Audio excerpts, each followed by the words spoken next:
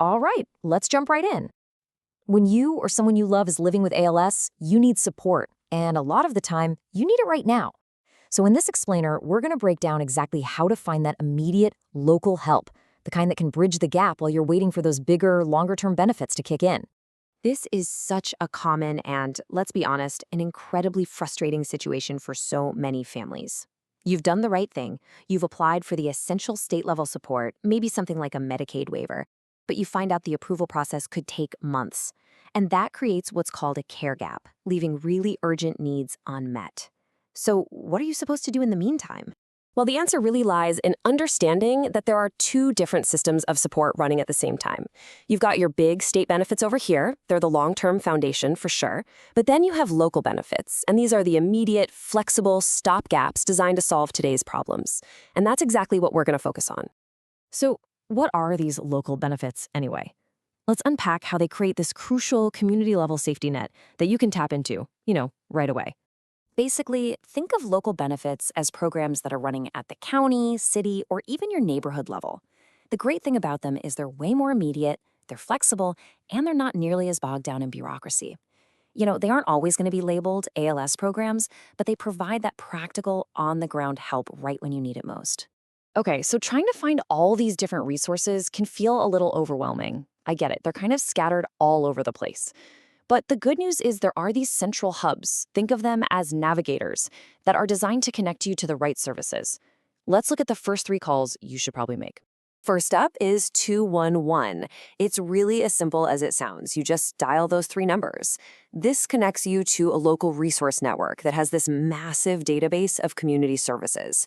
They can point you toward pretty much everything from medical equipment loan closets to emergency financial help. Next up is your local Area Agency on Aging, or AAA. Now, don't let the name fool you. I know it says aging, but while they are an absolutely vital resource for seniors, many AAAs now serve adults of all ages who have disabilities. They're often the most direct local way to get services like care coordination, home-delivered meals, and transportation. And third, you've got the Aging and Disability Resource Centers, or ADRCs. You can think of these folks as your expert navigators. Their whole job is to help you make sense of this kind of fragmented system and connect you to the right long-term and short-term supports, everything from those big Medicaid waivers to local housing programs. This table really breaks it down nicely.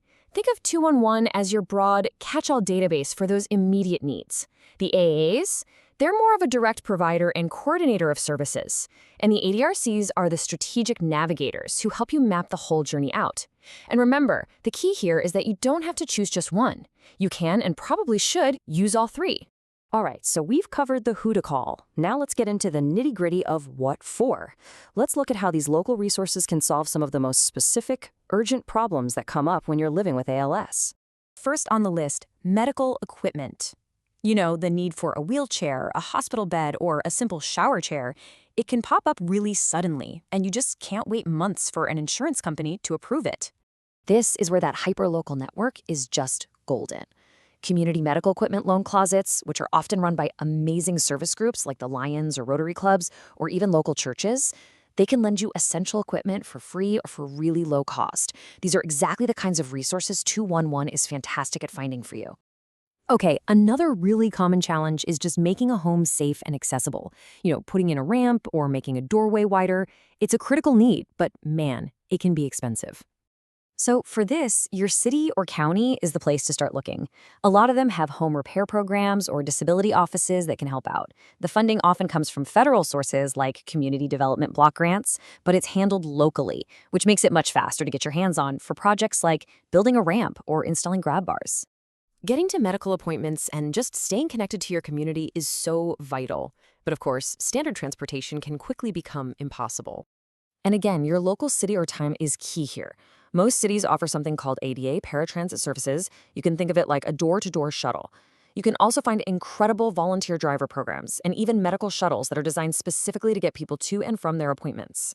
So we've seen what local benefits can do on their own.